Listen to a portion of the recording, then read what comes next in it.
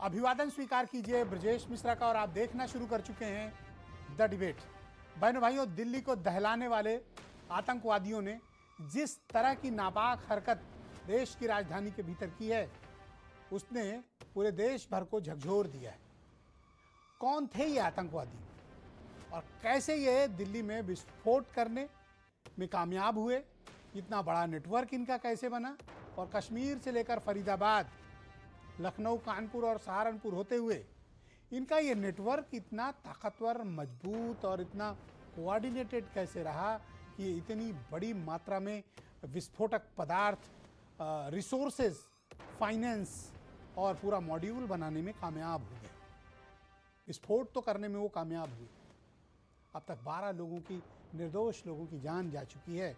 आखिर इस तरह का ये जो नया मॉड्यूल देश के भीतर तैयार हुआ है, जिसमें पढ़े लिखे डॉक्टर, इंजीनियर, पेशेवर लोग शामिल हैं, इस मॉड्यूल को देखकर देश का हर व्यक्ति हैरान है कि आखिर ये आतंक का जो नया तरीका इस्तेमाल किया जा रहा है, ये देश की आंतरिक सुरक्षा के लिए कितना घातक है। आज चर्चा इसी विषय की।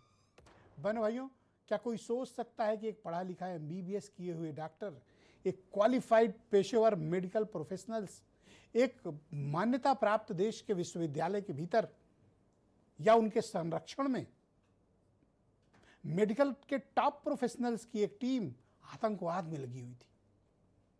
बहनों भाइयों, यही सबसे बड़ी डिस्कवरी है दिल्ली ब्लास्ट की। अब तक आपने तरह तरह के आतंकवादी घटनाएं देखी होंगी, बेरोजगार युवकों को देखा होगा, या उनको जिनके पास जॉब नहीं है, गरीब परिवार के लोग रहते थे, नॉन प्रोफेशनल्स ही टेररिस्ट आपने देखे होंगे, और ये आता था कि पैसे नहीं है, गरीबी में थे, इस तरह की घटनाओं में सम्मिलित हो गए, या वो जो किसी प्रतिशोध के कारण आतंकवाद की घटना में सम्मिलित हों। लेकिन बहनों भाइयों, शायद ये पहली बार है 9/11 के अटैक के बाद कि 10/11 का अटैक जो दिल्ली के भीतर ब्लास्ट हुआ, इसमें टॉप मेडिकल प्रोफेशनल्स शामिल थे। डॉक्टर उमर के नेतृत्व में जिस तरह का एक खतरनाक आतंकवादी साजिश देश में रची गई थी, वो हतप्रभ और हैरान करती है, क्योंकि कोई कल्पना ही नहीं कर सकता इतना पवित्र पेशा जो लोगों को जीवन देने का काम करता है, जिसको धरती का भगवान कहते हैं, वो लोगों की जान लेने पर आमादा थे। बहनों भाइयों, कोई भी किसी भी तरह की राजनीति, किसी तरह की बात, किसी तरह का मसलों पर असहमति ही नहीं होनी चाहिए। ये देश की आंतरिक सुरक्षा का विषय, और ये राजधानी दिल्ली के भीतर क्यों किया गया? एक संदेश देने के लिए। लाल किले के पास क्यों जगह चुनी गई? क्योंकि भारत के प्रधानमंत्री लाल किले के प्राचीर से देश को संबोधित करते हैं। बहनों भाइयों, ये well planned, coordinated terrorist attack है।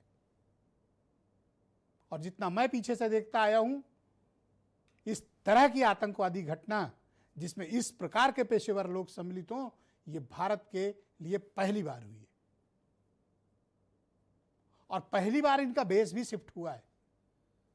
वरना कोई कारण नहीं कि पुलवामा कश्मीर से निकलते हुए राजधानी दिल्ली से महज 37 किलोमीटर, 37 किलोमीटर दूर फरीदाबाद में एक यूनिवर्सिटी स्थापित है। उस यूनिवर्सिटी के भीतर ये सब कुछ चल रहा था। यूनिवर्सिटी वाले शामिल हैं, नहीं शामिल हैं, ये तो जांच में आगे पता चलेगा। लेकिन जिस तरह से वहां पर इनको संरक्षण मिला हुआ था, और ख़ास तौर पर कश्मीर के जो युवक और युवतियां उसमें सम्मिलित थीं, ये हैरान और विचलित करती है। और ये हमारी सुरक्षा एजेंसियों के लिए भी एक नए तरीके का पेच आया है, जिसे उन्हें सुलझाना ही होगा। सुलझाने के अलावा कोई विकल्प नहीं है, क्योंकि दिल्ली का ब्लास्ट एक चूक है। आप 99.999% पकड़ लेते हैं, आप नाकाम कर देते हैं, लेकिन आतंकवादियों को सिर्फ एक बार कामयाब होना है, और इस केस में वो हुए हैं। घटना छोटी, ब्लास्ट बहुत बड़ा था, इससे भी बड़ा हो, वो तमाम अलग विषय हो सकते हैं बहनों भाइयों। लेकिन इस देश की सुरक्षा के साथ किसी भी किस्म का खिलवाड़ नहीं होना चाहिए, और किसी को बर्दाश्त नहीं किया जाना चाहिए जो इस देश की सुरक्षा के साथ खिलवाड़ करता है। ऐसे लोगों को चिन्हित करके, ऐसे लोगों की जवाबदेही तय करके, कानून के दायरे में लाकर ऐसी कठोर कार्रवाई करने की ज़रूरत है, ताकि दोबारा से इस देश के दुश्मन सिर न उठा सकें।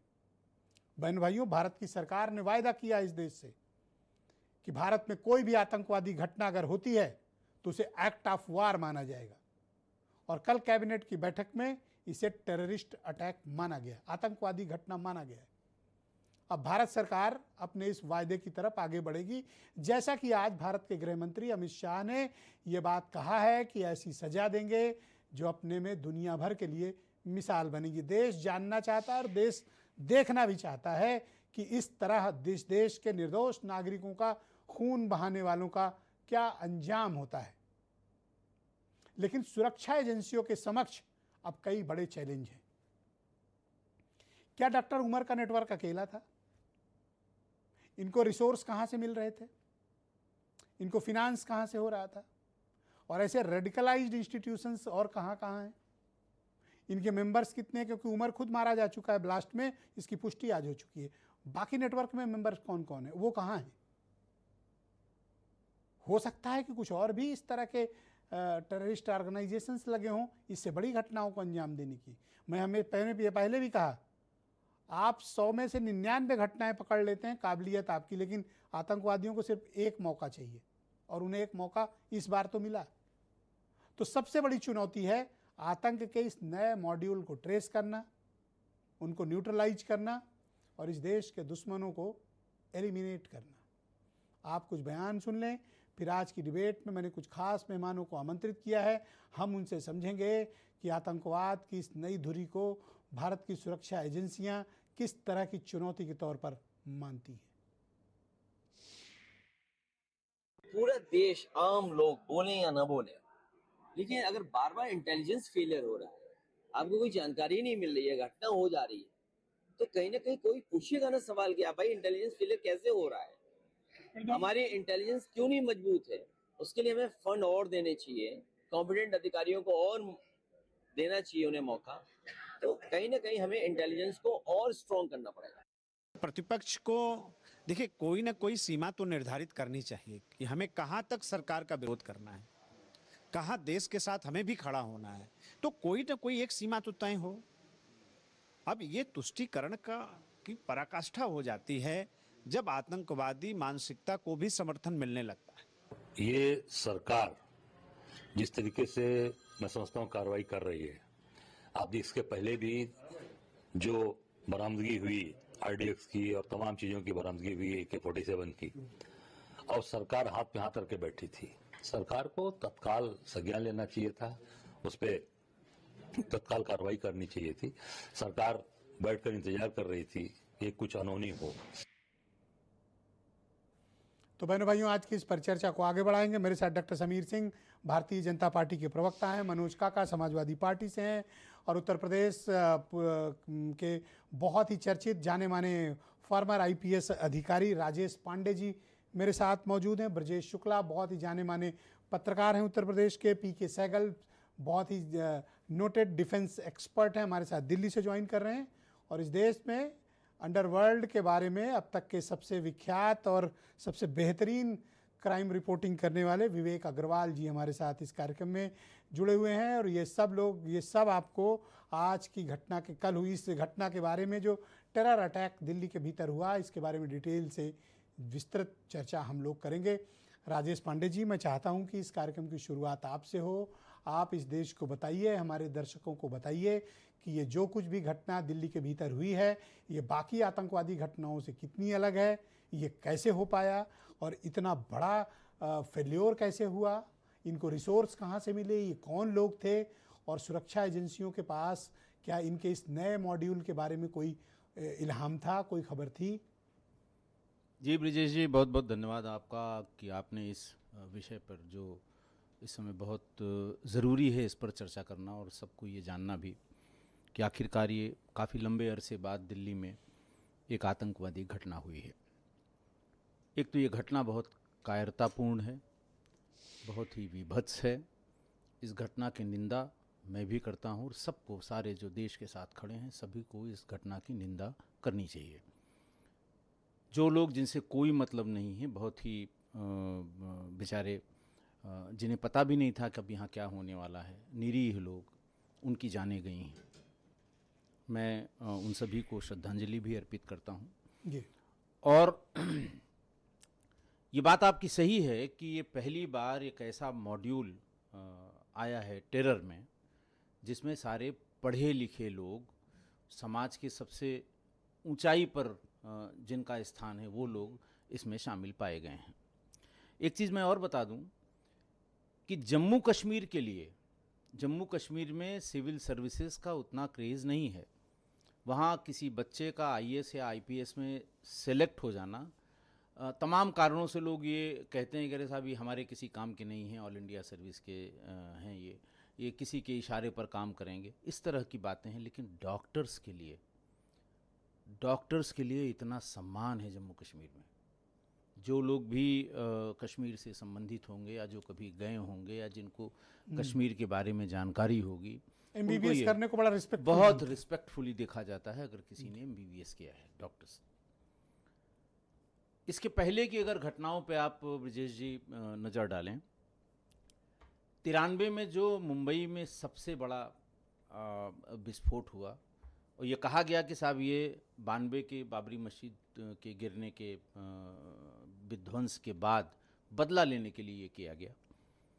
उसके तमाम सब विवेचनाओं की सारी डिटेल्स बाहर आ चुकी हैं। ये दाऊद के नेटवर्क का इस्तेमाल करके इतनी बड़ी घटना, कहा जाता है कि ये आईएसआई के इशारे पर हुई थी। टाइगर मेमन का नाम आया, दाऊद इब्राहिम का नाम आया, बड़े जो उस समय दाऊद के ग्रुप के लोग थे उन सब का नाम आया। फिर सीरीज ऑफ ब्लास्ट हुए ट्रेन्स में, उसमें भी वही लोग जो अंडरवर्ल्ड दाऊद से संबंधित थे उनका इस्तेमाल हुआ। फिर उसके बाद जो चेन ऑफ इवेंट आतंकवादियों की हुई, बड़ी ज़बरदस्त हुई देश में, 2005 से लेकर 2008 तक। इंडियन मुजाहिदीन ने, बड़ा नाम चलता था इसका, इंडियन मुजाहिदीन ने, अब आप ये समझिए, शुरुआत की थी 2005 में। उन्होंने गोरखपुर में 3 साइकिल पे रख के ब्लास्ट किए। ईमेल वगैरह किया करते थे हाँ, लोग। और वही ये, है ना ये? हाँ वही वाले। उसके बाद कोर्ट्स में ब्लास्ट हुए, लखनऊ, फैज़ाबाद और बनारस के कोर्ट में ब्लास्ट हुए। फिर दशाश्वमेध घाट पे ब्लास्ट हुआ, cantt railway station, Dashashwamedh Ghat और इन सब जगह ब्लास्ट हुआ। ये यहीं पर नहीं रुके, गोरखपुर एक हुआ था ना, गोरखपुर में हुआ था, उसमें 3 साइकिलों में इन लोगों ने बम लगाया था, हैं? बलदेव प्लाजा, हाँ, बलदेव प्लाजा पे हुआ था। और उसके बाद इन्होंने वहाँ लगाया था जो बिजली का ट्रांसफार्मर है, जिससे शहर की सप्लाई होती है, कि शहर की सप्लाई बंद हो जाए विस्फोट के कारण, पैनिक हो जाए। 3 वहाँ पे साइकिल में और दूध वाले केन में बारूद भर के इसको लगाया था। उसके बाद अहमदाबाद में हुआ, सूरत में हुआ, 10-10 ब्लास्ट एक साथ। बम पेड़ों पे बांधे गए कि नीचे से जब लोग भाग रहे हों, विस्फोट हो जाए तो वो मारे जाएं। बेंगलोर के स्टेडियम में ब्लास्ट हुआ, दिल्ली हाई कोर्ट के गेट पर ब्लास्ट हुआ। और फिर इसका जो आहुति हुई, जो इसका समापन हुआ, वो बाटला हाउस एनकाउंटर में हुआ, जिसमें हमारे बहुत ही अच्छे पुलिस अधिकारी मोहन चंद शर्मा जी, उनकी शहादत हुई थी। लेकिन इनके 2 आतंकवादी इंडियन मुजाहिदीन के वहाँ मारे गए और 2 गिरफ्तार हुए। तब इस पूरी चेन का पता लगा। वो भी वही भटकल बंधुओं ने ऑर्गेनाइज़ किया, कहीं दुबई से, कहीं पाकिस्तान से ऑर्गेनाइज़ किया। विवेचना में ये सब चीज़ें आई हैं। तो ये रेडिकलाइज्ड करके लोगों का इस्तेमाल करना, यही करते हैं ये लोग। लेकिन इस चीज को आप इस घटना से कहाँ लिंक कर, मतलब मैं इसको क्या कन्वे करना चाहते हैं? ये मैं कहना ये चाहता हूं कि इस बार पहली बार किसी क्रिमिनल नेटवर्क का, दाऊद के नेटवर्क का, जो हमेशा कहा जाता है कि दाऊद के लोगों को इस्तेमाल किया गया, फलाना दाऊद के संपर्क में था, वो पकड़ा गया, उसने ये बताया। पहली बार इस नेटवर्क के इतर एक नया नेटवर्क बनाया गया जो पढ़े लिखे लोगों का है। अब इनका भी रेडिकलाइजेशन किस स्तर पे हुआ, ये भी सोचने की बात है। देखिए, आप किसी ऐसे आदमी को जो पढ़ा लिखा नहीं है, जैसे आपने जिक्र किया कि जो बेरोजगार है, जैसे आपने जिक्र किया कि आर्थिक रूप से बहुत स्थिति उसकी अच्छी नहीं है, में भी कुछ लोग करते हैं, या किसी के अंदर बदले की भावना आई है, तो आप उसको आराम से अपनी तरफ या अपनी जो आपकी जो आइडियोलॉजी है उस तरफ मोड़ सकते हैं, जिसको आप रेडिकलाइजेशन कहते हैं। एक पढ़े लिखे व्यक्ति को, वो भी डॉक्टर, मतलब डॉक्टर क्या, कभी किसी डॉक्टर ने इलाज करते समय किसी धर्म का विभेद नहीं किया होगा, क्योंकि ये उसका उसकी प्रोफेशनल इथिक्स में है कि जो भी उसके पास आएगा, लेकिन वो इतना रेडिकलाइज्ड हो जाए, इतना बारूद। अमोनियम नाइट्रेट का इस्तेमाल पहले भी जो यहाँ आतंकवादी घटनाएं हुई थी उनमें कुकर बम बहुत चला था। दशाश्वमेध घाट में 4 ब्लास्ट हुए थे, एक ब्लास्ट होने से बच गया था, उससे पता लगा कि उसमें अमोनियम नाइट्रेट और डीजल मिला के एक डिटोनेटर जो पत्थरों को तोड़ने में इस्तेमाल तो किया आप जाता ये है। कहना चाहते हैं कि ये मॉड्यूल भारत के लिए पहला है, बिल्कुल पहला है, इतने पढ़े लिखे लोगों का। इसके पहले के सभी जितने और ये blast कितना हुए, खतरनाक है? ये बहुत खतरनाक है। अगर रेडिकलाइजेशन इस स्तर पे है कि कि पढ़े इंस्टीट्यूट लिखे में आदमियों को, पढ़े लिखे आदमियों को, प्रोफेशनल आदमियों को, और जिसकी मैंने बताया कि डॉक्टरों की इज्जत पूरे देश में क्या पूरी दुनिया में है, लोग भगवान मानते हैं, लेकिन जम्मू कश्मीर में विशेष तौर पर सिविल सर्विसेज का उतना वो लोग ये नहीं कहते हैं कि साहब ये IAS हो गया, IPS हो गया, लेकिन डॉक्टर्स की बड़ी इज्जत है। पर एक बात बताइए, इनको फिनांस, रिसोर्स, ये सब तो, क्योंकि गाड़ियां खरीदी गई, इतना विस्फोटक आया होगा, और ये कोई एक दिन का ऑपरेशन नहीं होगा, इनका लंबे समय से चल रहा होगा, ये विस्फोट प्लान किया गया होगा। आप यकीन करिए कि इंटेलिजेंस एजेंसीज जिनका ट्रैक रिकॉर्ड है, इंडियन मुजाहिदीन को जड़ से समाप्त किया हमारी एजेंसीज ने, उत्तर प्रदेश की ATS ने, उसका मूल नष्ट हो गया इंडियन मुजाहिदीन का, जिसने एक समय में कि वो हर जितने भी बड़े न्यूज़ चैनल हैं विस्फोट के आधे घंटे पहले हाँ, मेल अरे भेजते थे। ईमेल आते थे, ईमेल आते थे कि हाँ, साहब उस ये वक्त ध्यान साइकिल है हम है, लोगों को। इसमें ये बैग है, और आधे घंटे बाद आप देखिएगा, और आधे घंटे बाद विस्फोट होते थे, बहुत से लोग मारे गए, बड़ी जनहानि हुई, बड़ा उससे पैनिक फैला। पर इसको कैसे निपटिएगा? ये तो एक इससे नया मॉड्यूल है। मैं कह तो रहा हूँ कि ये आप ठीक है, नई फील्ड है, नई जगह है, नई चुनौती है, नया तरीका है, नए लोग हैं, पढ़े लिखे लोग हैं, इसको भी ट्रैक किया जाएगा, बिल्कुल ट्रैक अच्छा, होंगे। जितना विस्फोटक और जो रिसोर्सेज उनके जी। पास थे, ये आसानी से इकट्ठा हो सकता है क्या? देखिए, ये आजकल मैंने बताया अमोनियम नाइट्रेट की बात बताई गई कि पानीपत में वही पकड़ा गया, कितने 300 किलोग्राम या 400 किलोग्राम पकड़ा गया, एग्जैक्ट मुझे नहीं आइडिया है। और इसकी अभी जब FSL की रिपोर्ट आएगी तो आप देखिएगा, इसमें भी अमोनियम नाइट्रेट का लुब्रिकेंट मिला के डिटोनेटर से इसका इस्तेमाल किया होगा। क्यों ये समय से पहले या जगह से पहले फट गया, या यही जगह नियत की गई थी, ये जरूर विवेचना का विषय है। लेकिन आप इसे पता लग सुसाइड गया। अटैक मानते हैं?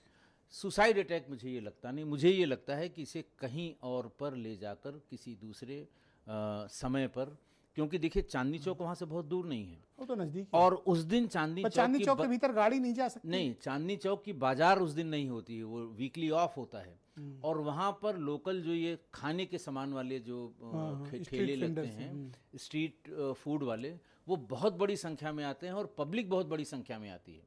जहाँ पर ये रोका जाता है गाड़ियों को, जहाँ ये विस्फोट हुआ वहाँ से थोड़ी ही दूर पे, अगर वहाँ खड़ा करके और ड्राइवर उतर जाए और विस्फोट हो तो जनहानि बहुत होती है। अच्छा, एक तो- सवाल और है, जी, बहुत जी, लोग बताएं। पूछते हैं जी। कि दिल्ली से सिर्फ 37 किलोमीटर दूर इतना बड़ा खतरनाक साजिश रची जा रही थी, हमें खबर क्यों नहीं थी? हमें से मेरा तात्पर्य सिक्योरिटी एजेंसी से है।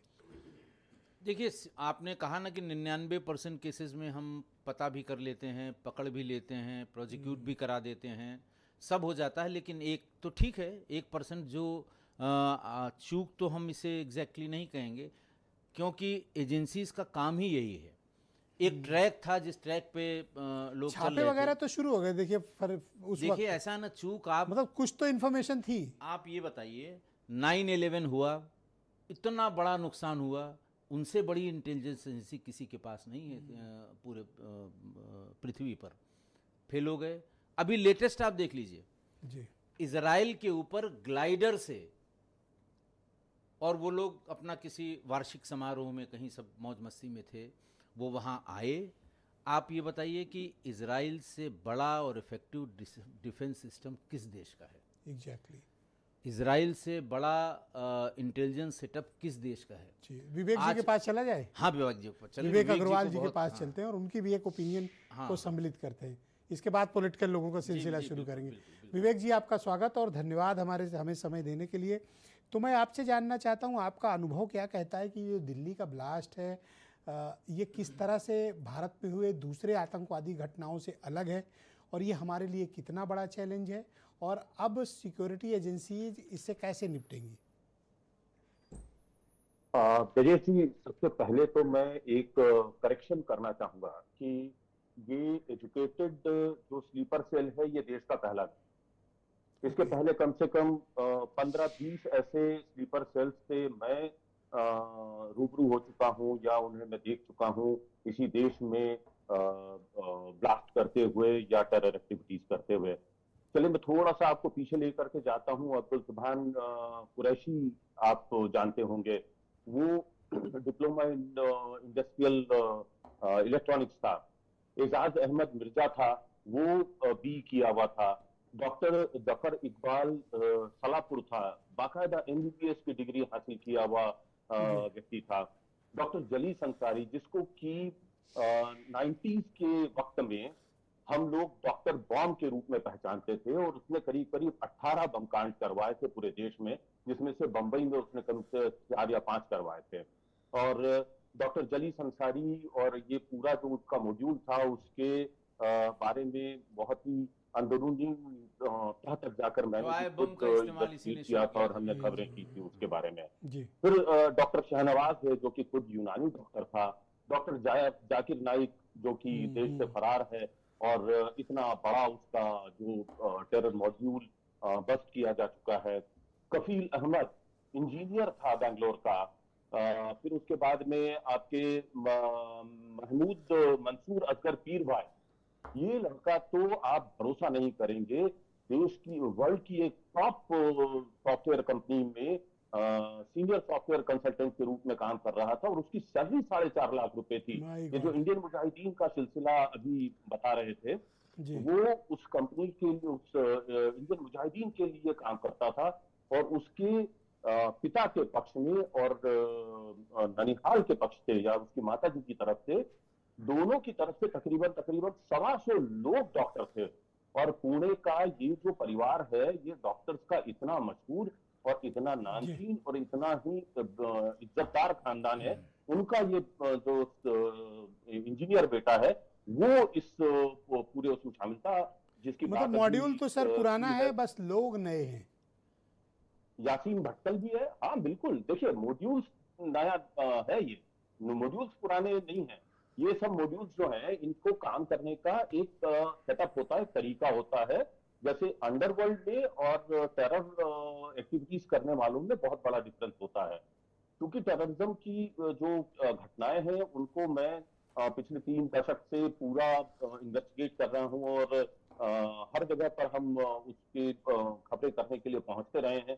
कारगिल से लेकर के ताज अटैक तक मैंने बहुत सारे केसेस जी। इन्वेस्टिगेट किए हैं। जैसे सूरत का और अहमदाबाद का कांड था, या पुणे का जो जर्मनी डेकरिक वाला कांड था। मैंने ये चीज पाई है कि आतंकवादी जो हैं, अपने ये अलग अलग ऐसे मॉड्यूल्स तैयार करते रहते हैं, उनको स्लीपर सेल्स के रूप में समाज के अंदर तैयार करके छोड़ देते हैं।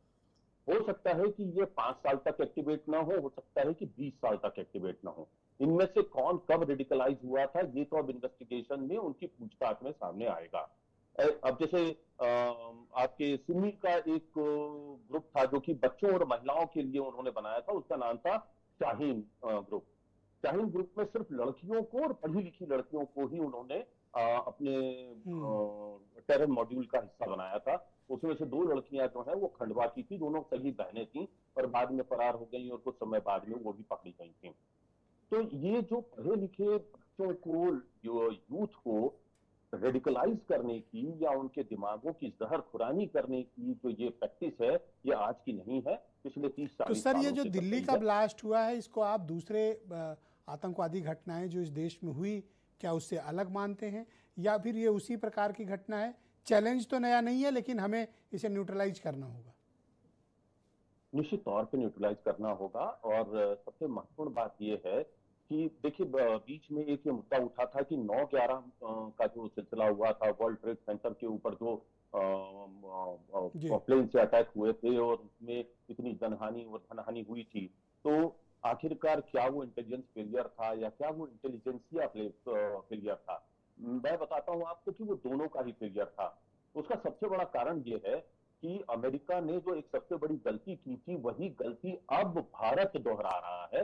अमेरिका ने 9/11 के हमले के ठीक पहले पिछले 10-15 सालों में अपनी जो इंटेलिजेंस की ताकत थी उसको पूरी तरीके से डिजिटलाइज कर दिया था, उसको पूरा का पूरा नेटवर्क बेस्ड कर दिया था। ह्यूमन जो नेटवर्किंग है, ह्यूमन इंटेलिजेंस जो है वो उनके यहाँ पर महज 5-10% बची रह गई। और यही जो गलती है ये हिंदुस्तान दोहरा रहा है।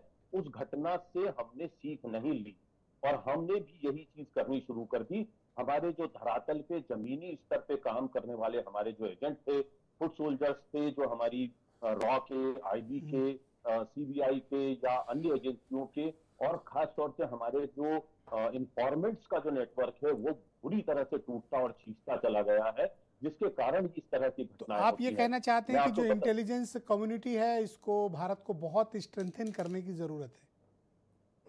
निश्चित तौर पे करना पड़ेगा। और मैं कहता हूं कि उसको सिर्फ आपको साइबर सिक्योरिटी और साइबर इंटेलिजेंस को ध्यान नहीं देना होगा। एग्जैक्टली। आपको टेक्निकल इंटेलिजेंस के आगे जाकर के अब दोबारा आपको आज से 50 साल 100 साल पुरानी टेक्नोलॉजी टेक्निक्स पे ही ध्यान देना पड़ेगा। जब तक आप धरातल पे इंसानों के बीच में इंसानों की घुसपैठ करवा करके और इन लोगों के बीच में घुसपैठ नहीं करेंगे तब तक इस तरह तो की आप ये सर घटनाएं मानते होती हैं कि रहेंगी। दिल्ली का ब्लास्ट एक संदेश देने की कोशिश है?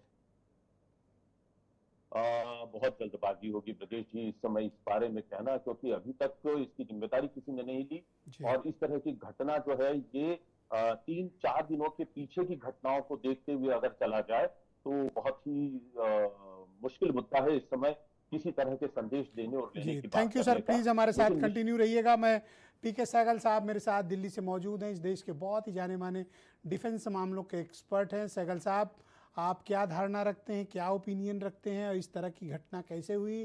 दूसरा, हम इसे कैसे बचा सकते थे और अब हमको अपने इंटेलिजेंस इंफ्रास्ट्रक्चर को, इंटेलिजेंस कम्युनिटी को कितना स्ट्रेंथन करने की ज़रूरत है? इसमें किसी प्रकार का कोई शक नहीं कि इंटेलिजेंस एजेंसीज को बहुत बड़े पैमाने पे मजबूत करने की आवश्यकता है। लेकिन मैं पुलिस वालों से बिल्कुल सहमत हूँ कि अमेरिका के पास हर प्रकार के, CIA के पास हर प्रकार की ताकत थी, उसके बावजूद भी जब 9/11 हुआ तो उनको पता नहीं लगा। और जब इजराइल 7 अक्टूबर 2023 को हमास ने हमला किया इजराइल के ऊपर, उनके पास सबसे दुनिया की अहम एजेंसी है मोसाद और उनके पास इंटरनल सिक्योरिटी डिवीज़न भी है, उनको किसी प्रकार से कुछ पता नहीं लगा। उसकी तैयारी तकरीबन 2 साल से हो रही थी, लेकिन उसके बाद भी उनको नहीं पता लगा। हमारी इंटेलिजेंस एजेंसी जो आगे से काफ़ी से ज़्यादा मजबूत हो चुकी हैं। आप देखो पिछले 11 साल में 2014 से लेकर 2025 में कोई भी बड़ा हादसा देश में नहीं हुआ। और उसके बाद जब ये हादसा हुआ है, बड़ा दुखद हादसा है, बहुत जल्दी ही हमारी इंटेलिजेंस एजेंसीज ने अपना काम शुरू कर दिया है और बड़े पैमाने पर आतंकियों को पकड़ना शुरू किया है। अभी देश के पास एक बहुत बड़ा विकल्प है। आपने देखा कैबिनेट कमेटी ऑफ सिक्योरिटी ने साफ तौर पे कह दिया कल कि ये आतंकवाद की घटना है।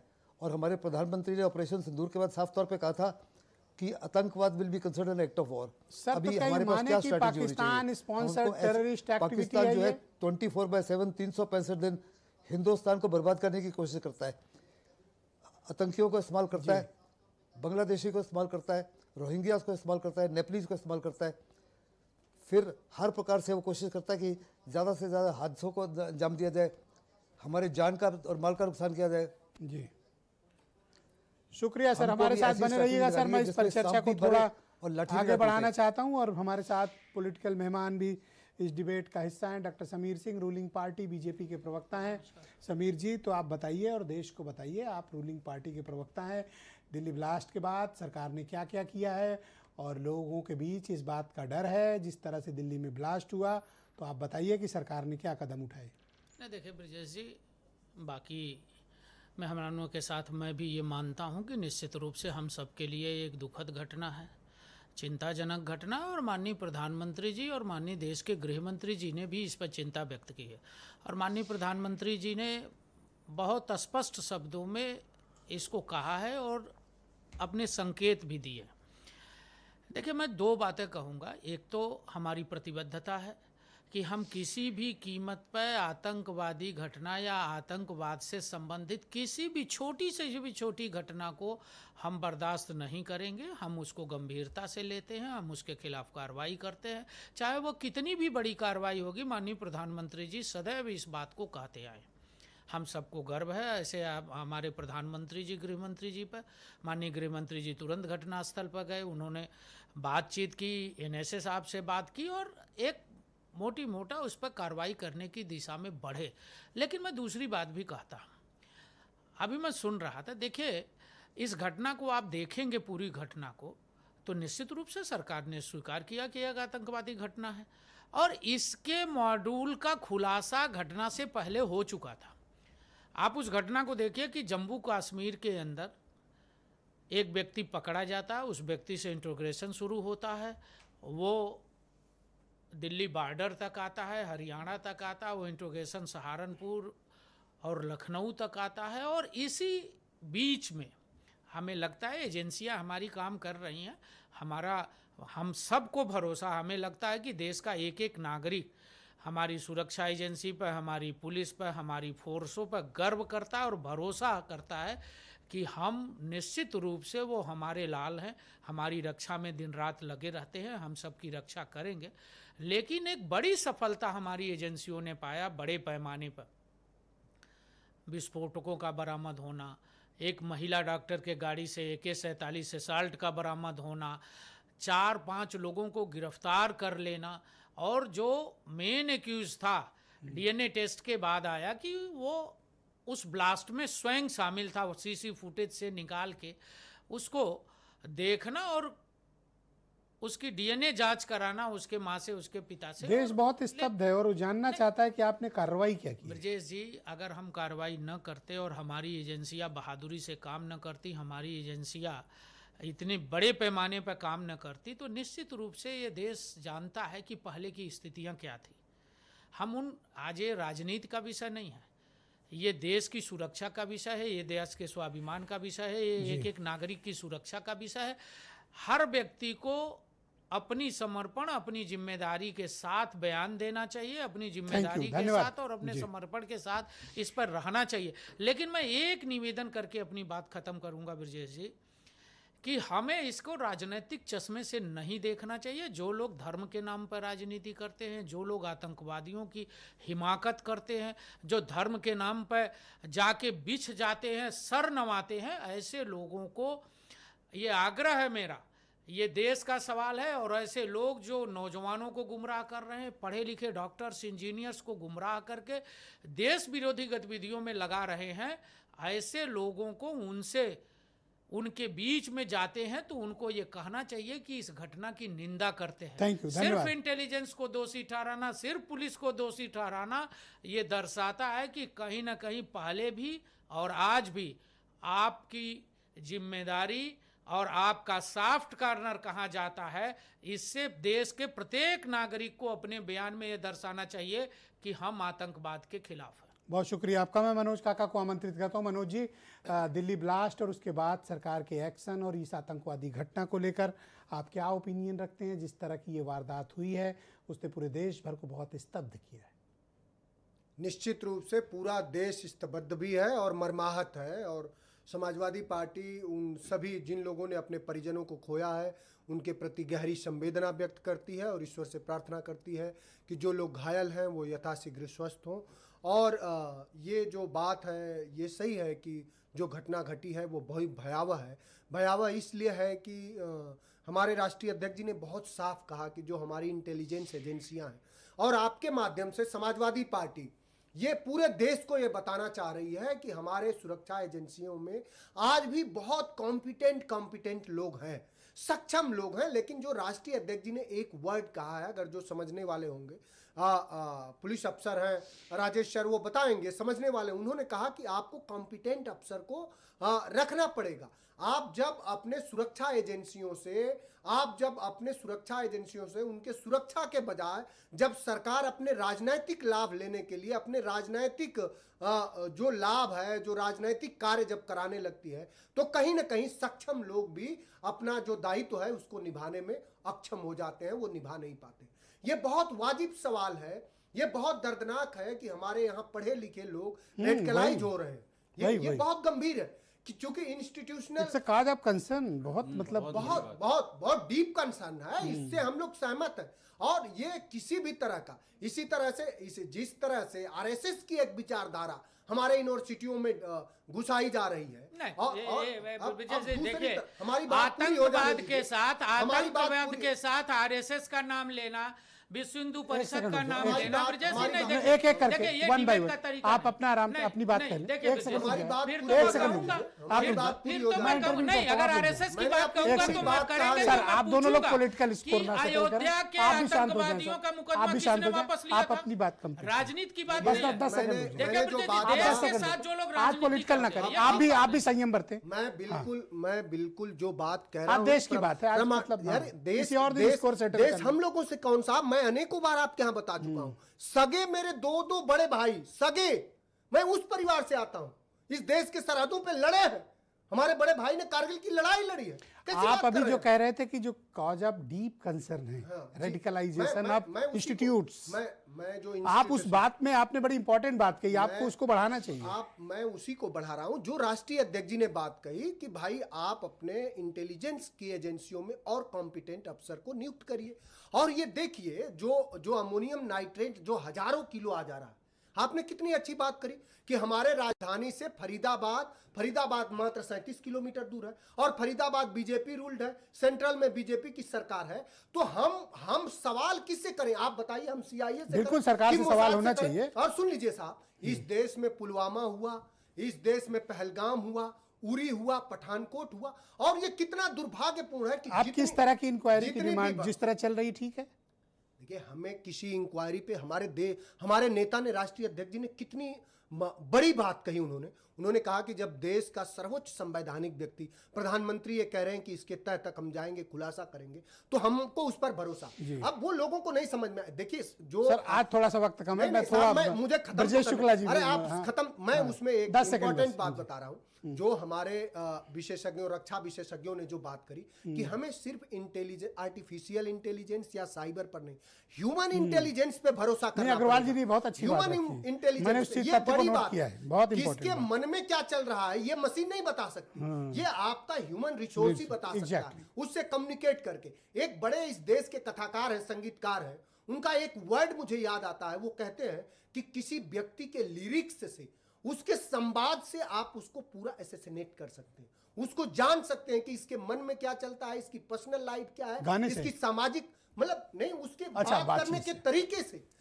तो वो सिर्फ ह्यूमन टू ह्यूमन ही। ब्रजेश शुक्ला जी बहुत ही जानकार है सर, 10 सेकंड आज रुक जाएं सर, खूब पॉलिटिकल डिबेट में आप रहते हो सर, आज टाइम दे राजनीतिक थैंक यू के सर, कारण धन्यवाद, लगाए गए सरकार को। धन्यवाद। ब्रजेश शुक्ला जी बहुत ही जाने माने पत्रकार हैं, हमारे साथ उत्तर प्रदेश की राजधानी लखनऊ से ज्वाइन कर चुके हैं।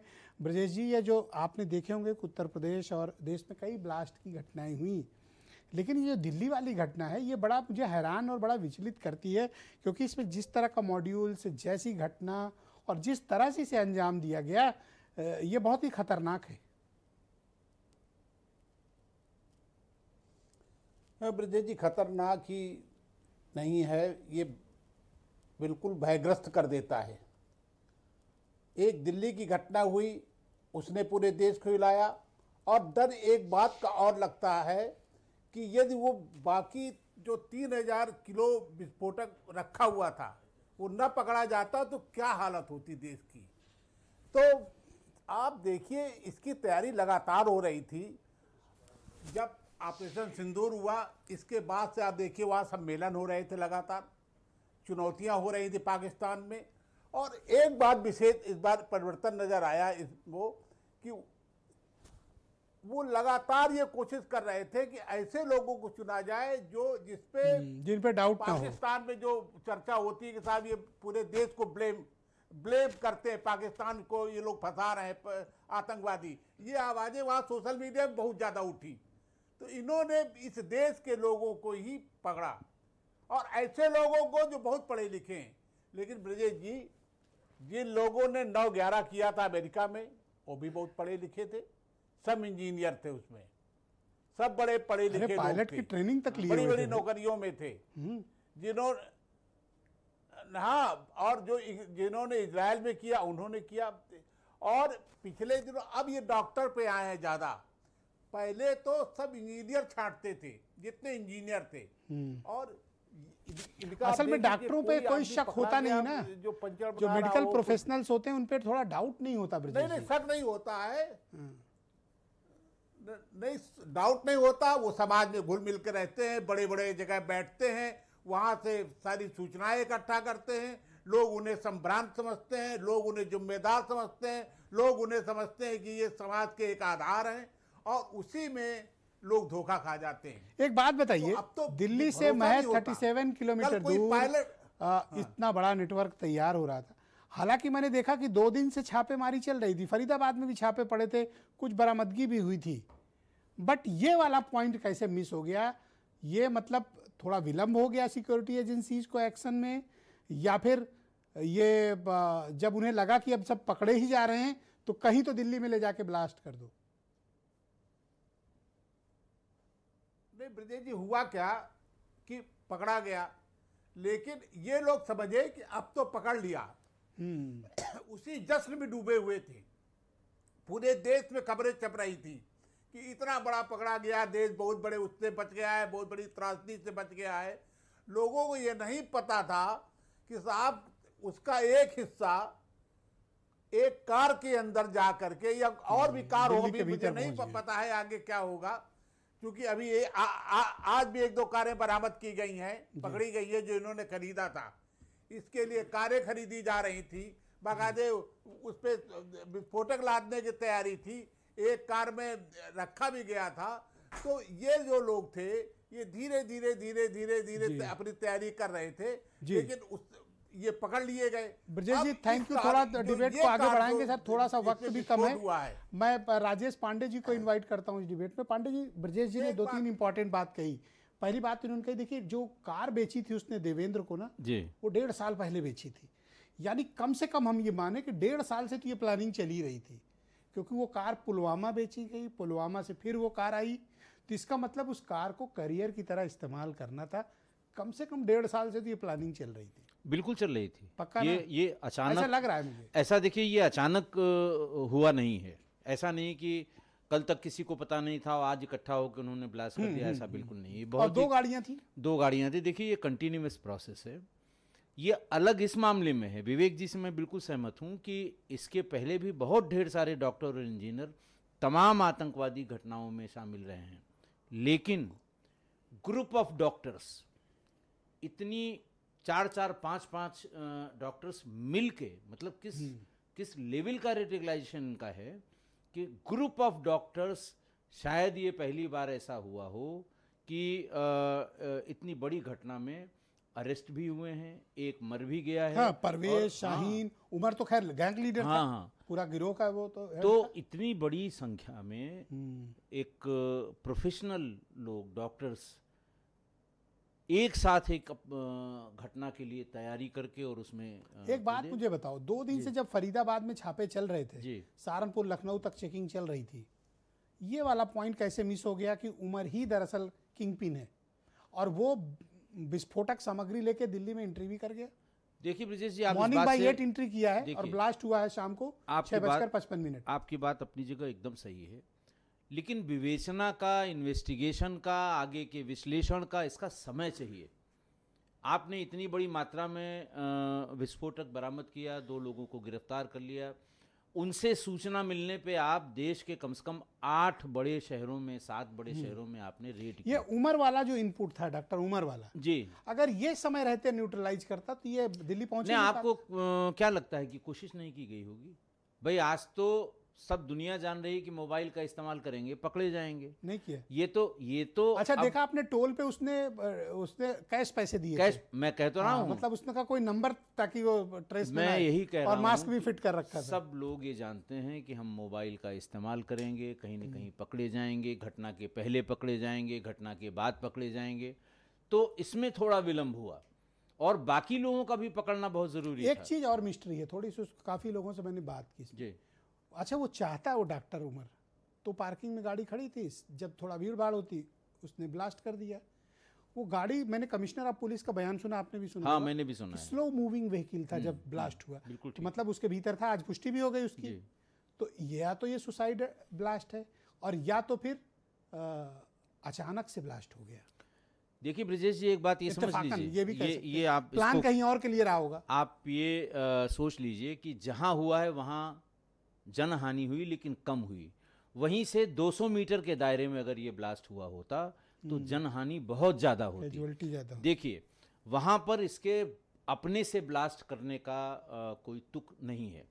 या तो जो टाइमर लगाया गया और डॉक्टर उमर को टाइमर का समय बताया गया कि ये हो सकता है कि 8:30 उसको भी बजे, ना पता रहा और उन उसको लोगों ने भी फिट नहीं करके दिया हो। देखिए, यहाँ तो ये मॉड्यूल ऐसा है कि एक आदमी मटेरियल लाता है, एक आदमी बनाता है, एक आदमी प्लांट करता है, एक आदमी एग्जीक्यूट करता है। किसी को तो किसी का पता नहीं किसी होता। को किसी का पता नहीं है। उन्होंने बना के ये केवल कम्युनिकेट किया कि साहब 8 बजे गाड़ी छोड़ देना, 9 बजे जो भी टाइम उसको बताया गया हो। और इधर पहले ही कर और दिया। यहाँ पहले ही डेटोनेटर बांधने में दिक्कत हुई, टाइमर लगाने में दिक्कत हुई, और ये पहले ही अच्छा, ये उमर का नाम पहले आ गया था कि नहीं आ गया था? देखिए, ये तो इन्वेस्टिगेशन बताएगी, लेकिन जो ग्रुप है क्योंकि आया होगा तो पैनिक में हुआ होगा वो तो। 100% ये हुआ होगा, और ये पैनिक में हुआ ब्लास्ट है।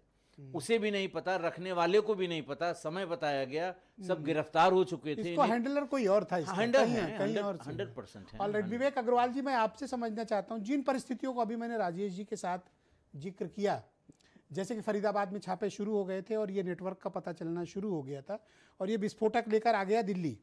ये दाखिल हुआ मॉर्निंग में तकरीबन 8 बजे और विस्फोट हुआ 7 बजे, यानी 6:55 शाम को।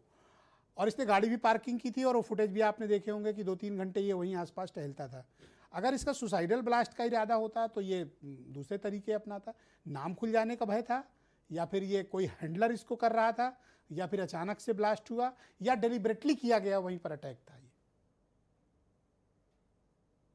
ये महसूस तो नहीं होता कि ये डेलिब्रेट अटैक उस सेम स्पॉट के लिए था, क्योंकि जिस तरह की अमूमन इनकी मोडस ऑपरेंडी होती है उसमें उसके मुताबिक ये चीज नहीं दिखाई देती है। सबसे पहली बात तो ये कि अमोनियम नाइट्रेट जैसे बहुत ही हल्के विस्फोटक का इस्तेमाल हुआ है, इसका साफ ये इशारा कर रहा है कि इस पूरे खेल में पाकिस्तान या आईएसआई का रोल बहुत कम है, या उन्होंने जानबूझ करके इस बार पाकिस्तान की सरजमी से हिंदुस्तानी सरजमी के ऊपर आरडीएक्स पहुंचाने की गलती नहीं की। मतलब कोई लिंक नहीं उन्होंने एस्टैब्लिश होने दिया। बिल्कुल बिल्कुल, मैं वहीं जा रहा हूं। और अमोनियम नाइट्रेट एक ऐसा हल्का विस्फोटक पदार्थ है जो कि हिंदुस्तान के हर कोने में, हर घर में, हर खेत में मिलता है। आज जो यूरिया इस्तेमाल करते हैं वो और कुछ नहीं बल्कि अमोनियम नाइट्रेट ही है। बस फर्क यह है कि उसको विस्फोटक की तरह कैसे इस्तेमाल करना है उसकी जानकारी कुछ विशेषज्ञों को ही होती है, या जो इस तरह की तोड़फोड़ की घटनाएं करने में एक्सपर्ट होते हैं, आतंकवादी होते हैं, जो उनके आका होते हैं, उनके जो ट्रेनर होते हैं, डिफेंस के लोग होते हैं या एक्सप्लोजिव एक्सपर्ट होते हैं, उनको पता होता है। और अमोनियम नाइट्रेट का इस्तेमाल हिंदुस्तान में लगभग हर जगह इमारतें तामीर करने के लिए जब खुदाई की जाती है या कुएं खोदे जाते हैं, या फिर सर मैं थोड़ा सा पीछे ले चलना चाहता हूँ।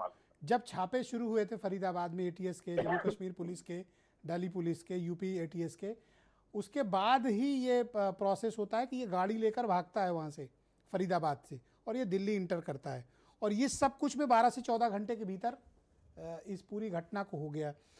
आपको क्या मानते हैं कि ये प्लान करके लाल किले के पास विस्फोट करके संदेश दिया गया, या फिर प्लानिंग बहुत बड़ी थी और हैंडलर कहीं और बैठा था? निश्चित तौर पर हैंडलर तो बाहर ही कहीं बैठे हुए हैं, वो देश में भी नहीं है। और 32 कारों से जो ब्लास्ट करवाने की एक खबर आज पूरे दिन हवा में उड़ती रही है, मैं उस पर कितना भरोसा करूं ना करूं मैं अभी तक समझ नहीं पा रहा हूं। लेकिन इतना जरूर मुझे समझ में आ रहा है कि ये एक बहुत ही बड़े विशाल संगठित रूप से की हुई घटना का एक पहलू पर है। अब जब इसकी इन्वेस्टिगेशन जो है आगे होगी, इसमें क्योंकि अच्छा, आपकी समझ क्या कहती है कि ये बस 3-4-5 लोगों का एक क्लोज ग्रुप है, या फिर ये एक बहुत बड़ा मॉड्यूल है और ये लोग तो उसके महज 2-4 मेंबर्स थे? देखिए, स्लीपर सेल्स जो होते हैं उनके बहुत बड़े मॉड्यूल्स नहीं होते हैं कभी भी। स्लीपर सेल 1 से लेकर के अधिकतम 10 लोगों तक के होते हैं, और उनका जो एक्टिविटी होती है, उनका जो काम होता है, वो बहुत ही सीक्रेटिव और बहुत ही खुफिया तरीके से किया जाता है। तो वो मुझे नहीं लगता है कि ये बहुत बड़ा नेटवर्क होगा, और इंटेलिजेंस एजेंसीज को भी जो है जी। ये जो 5, 7, 10 लोग गिरफ्तार कर लेंगे, उसके आगे इन्हें और गिरफ्तारियां करने में सफलता हासिल होगी, इसमें मुझे शक है। अच्छा, ओके पांडे जी, मैं आपसे समझना चाहता हूँ, जी। आपने कहा एक अभी लाइन कही थी आपने पहले राउंड में कि ये अंडरवर्ल्ड का काम नहीं है, ये पहला ऐसा इंडिपेंडेंट काम है जो हैंडलर कहीं और है और कराया इंडियन ओरिजिन लोगों से गया है जो रेडिकलाइज्ड है। नहीं, आप पीछे की घटनाएं देख लीजिए ना, जितनी पीछे की घटनाएं, तो अंडरवर्ल्ड मतलब उनके एसेट्स इसमें खत्म हो इसमें चुके हैं। पहली बार देखिए, विवेक जी से ज़्यादा अंडरवर्ल्ड के बारे में न किसी ने लिखा है, न कोई मौके पर गया है। और आपको शायद जान के हैरानी होगी कि वो अपने उत्तर प्रदेश के देवरिया के ही रहने वाह, वाले हैं। बहुत स्वागत, और अभिनंदन आपका बहुत अग्रवाल जी। बहुत जानकार व्यक्ति हैं। और अरे आज अंडरवर्ल्ड, हमारे निवेदन पे आ गए, हम तो धन्यवाद प्रकट नहीं किए। बहुत बहुत जानकार व्यक्ति हैं। मैं व्यक्तिगत रूप से भी इनसे मिला हूँ। जी। इनकी अंडरवर्ल्ड की समझ बहुत अच्छी है, और कोई ऐसी बड़ी घटना नहीं है जहां विवेक जी मौके पर। तो सर इस वाले न का रहें। थोड़ा क्लैरिटी, इस वाले आप का ये क्लेम कर रहे हो कि अंडरवर्ल्ड का कोई रोल नहीं है। जी नहीं, विवेक जी भी बताएंगे जी। कि जो 93 पांडे साहब, मैं थोड़ा सा क्लैरिटी कर देता हूं जी, कि जी। अंडरवर्ल्ड एक्टिविटीज के साथ में एक बहुत ही जो खास चीज जुड़ी होती है कि जब भी इस तरह की कोई घटना करने के लिए वो लोग एक्टिविटीज करते हैं, तो वो हमेशा जो है उनके कुछ न कुछ ऐसे संकेत हम लोगों को मुंबई में मिलने शुरू हो जाते हैं। कोई न Yes. कोई हलचल घटनाएं यहाँ पर आने लगती हैं। पिछले काफी लंबे समय से मुंबई अंडरवर्ल्ड पूरी तरीके से शांत है, और जी। यहाँ किसी भी किस्म की ऐसी घटना होने की तो सूचना, आप भी संकेत मतलब न ये पाकिस्तान मानते से हैं आ रहे हैं, कि न नेपाल अंडरवर्ल्ड से। का कोई रोल नहीं है और ये अभी तक तो यही दिख रहा है। पाकिस्तान स्पॉन्सर्ड टेरर अटैक है। ये निश्चित तौर पे एक संभावना जो है ये हो सकती है कि ये पाकिस्तान स्पॉन्सर्ड होगा, लेकिन जी। अभी फिलहाल इस बारे में हम लोग तय रूप से इसको सिक्का मोरबत नहीं करेंगे कि ये वाकई वहां से हुआ है। 1 या 2 दिन रुक जाइए, इसकी सारी पांडे जी, एक जानकारियां हम चैलेंज लोग- आया है जी, जी। लखनऊ, कानपुर, सहारनपुर में भी, जी, तो ये तो यूपी एटीएस के लिए भी चैलेंज है। सबके लिए चैलेंज है, ये देश की एजेंसियों के लिए चैलेंज है। तो शाहीन, ये परवेज सब इधर ही के तो हैं। देखिए आप ये देखिए कि ये घटना दिल्ली में जरूर हुई है, लेकिन इसका संदेश बहुत बड़ा है। हाँ। ये हमने दिल्ली में किया है, ये तो वहां भी कर सकते थे जितना आप तक कश्मीर में कर रहे थे। और लाल किले के पास मैंने लाल डिबेट किले में के भी पास इस बात किया को गया, ये प्रारंभिक बताने के लिए कि उद्बोधन हम में। हैं यहाँ पर, आप आइए, Exactly, इसे देखिए। हाँ। तो उत्तर प्रदेश के लिए नहीं, सबके लिए चैलेंज, और ये चैलेंज स्वीकार भी है एजेंसीज के द्वारा, उत्तर प्रदेश के एटीएस के द्वारा, जी। जैसे बाकी सब घटनाएं खुली हैं ये भी खुलेंगी। और देखिए, मैंने शुरू में कहा था कि सर, 20 अंडरवर्ल्ड सेकंड का, बचे हैं मेरे पास। हाँ, अंडरवर्ल्ड का इसमें कोई इस्तेमाल नहीं हुआ। विवेक जी ने भी उसको तायद किया।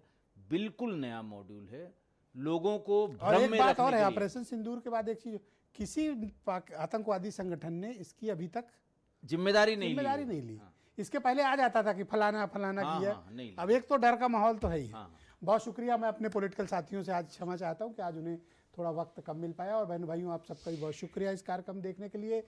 बिहार की कल काउंटिंग है और सुबह 6:30 बजे से भारत समाचार पर एक विधानसभा की काउंटिंग का सीधा, ऑथेंटिक और क्रेडिबल प्रसारण होगा मॉर्निंग बाई 6:30 से। आप हमारे साथ जुड़े रहिएगा। बहुत शुक्रिया, धन्यवाद, नमस्कार।